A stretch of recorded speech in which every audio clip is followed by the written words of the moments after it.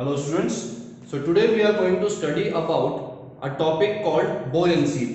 Buoyancy. Buoyancy. Now what is buoyancy? Buoyancy is actually a property. It is a property of fluids. Fluid means liquids and gases as well. In normal language we use fluid for liquids only, but in physics fluids mean both liquid and gases. So it is a property of fluids because of which the fluid exerts an upward force. This is important term here.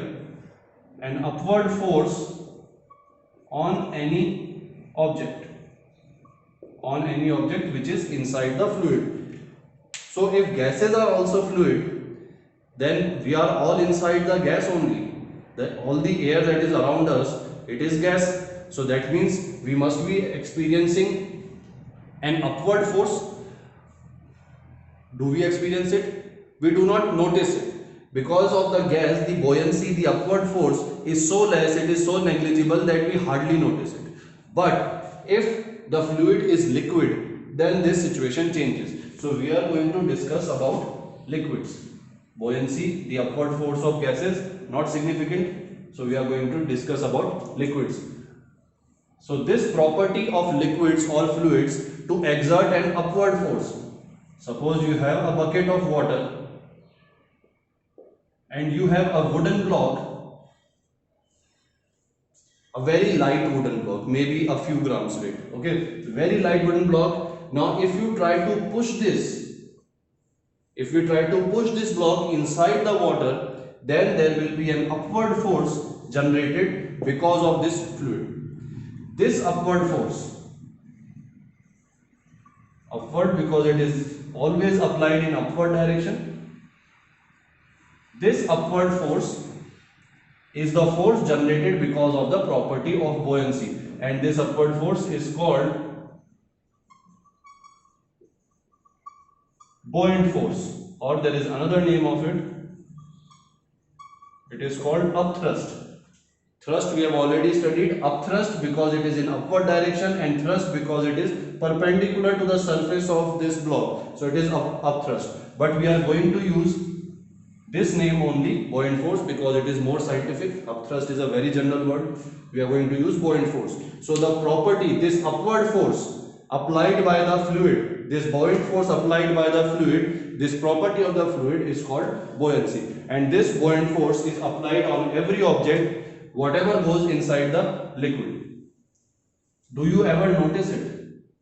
Now some of you might have noticed it, but if you did not, then you can do one thing. Take a bucket of water, take your mug made up of plastic and put that mug inside on the top of the surface. It will keep on floating on the surface, it will not sink, it will keep on floating. So first question, why is it floating? Why is it not going inside? Somebody will say that because it is not heavy, but that is not true. Ships are very heavy, but they also do not go inside the water. They also do not sink unless there is a leakage in the ship. Okay, so it is the mug will float on the water not because it is light, but because this upward force by the fluid will keep it floating on the water. Okay, but now if we press the mug with our hands inside the body of the fluid, then let us say that your mug is still here, is still in this depth, and you are continuously applying this force, and there is continuously a buoyant force applied in upward direction. Now suddenly if you remove your hand, if you make this downward force zero, all of a sudden you pushed it till here and all of a sudden you removed your hand, what will happen? Try to do it. The mug will come up again on the surface with a large velocity. Suddenly it will come up, suddenly it will shoot in upward direction, it will again come on the surface. What made it came up on the surface? It came on the surface because of this buoyant force. Okay, so this is how the buoyant force are applied. There are certain properties of the buoyant force, certain things that on which the buoyant force depend. Now first is first factor on which buoyant force depends is the size or volume of the object. The buoyant force, I am writing it as FB, the buoyant force is directly proportional to the size or volume of the object which is being immersed inside the fluid.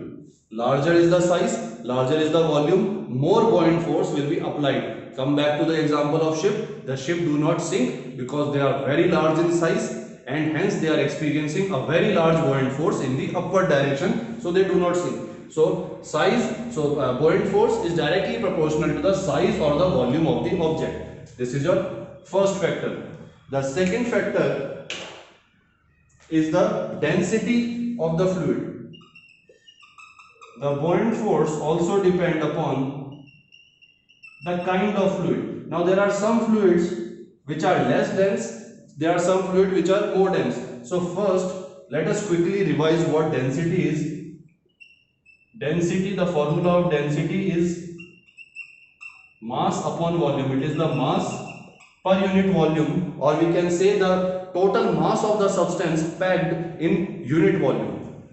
So that is your density. Now every fluid has different density. Gases have lesser density than liquid. Why? Because in gases the molecules are very far apart. So the total mass packed inside a unit volume of gas is very less. But liquid is more dense because the molecules are very close together and we can pack more mass in the same amount of volume. If we now take a solid, then its density of solid is even more than the density of liquid because the molecules are very close together, they are in touch with each other, so we can pack more mass in the same volume. So density depends upon mass upon volume. So if we have a denser fluid, then the buoyant force will be more. That means the buoyant force is directly proportional to the density of fluid. Water is a dense fluid. Denser fluid than water, mercury. Mercury is a metal. It is the only liquid metal. It is more dense than the water. Milk is more dense than the water. Okay. So if the density of any fluid increases, then the buoyant force applied by that fluid will also increase. And the third factor is called acceleration due to gravity. This is the third factor on which the buoyant force depends. Now the relation, what is the acceleration due to gravity? Acceleration due to gravity is the acceleration produced in any object which is falling towards the earth because of the gravitation force. So that's why it is called acceleration due to gravity. We studied it in detail in the chapter of gravitation. So the buoyant force is proportional to acceleration due to gravity. We use small g in your book, small g is used. So it will depend on acceleration due to gravity. So if acceleration due to gravity is more, then the buoyant force will also be more. So that means if we take the same bucket and mug on earth and we take same system to the moon, where will the buoyant force be more? On earth, because the acceleration due to gravity on earth is much more than the acceleration due to gravity on moon. So if the acceleration increases, the buoyant force will also increase. So these are three important points you can note down in your notebooks. Later on I will give you notes. Okay, study this properly. If you have any doubt, you can ask me.